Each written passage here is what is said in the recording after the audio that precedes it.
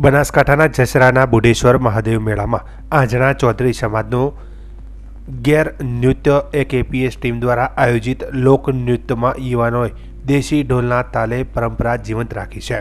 જસરા ખાતે યોજાયેલા શ્રી બુઢેશ્વર મહાદેવના મેળામાં એક એપીએસ ગુજરાત ટીમે રવિવારે 23 ફેબ્રુઆરી 2025ના રોજ રાત્રે સાંસ્કૃતિક કાર્યક્રમનું આયોજન કર્યું હતું। આ કાર્યક્રમમાં ભીમગઢ એક એપીએસ ટીમ દ્વારા રજૂ કરાયેલું ગેર નૃત્ય બીજા ક્રમે રહ્યું હતું।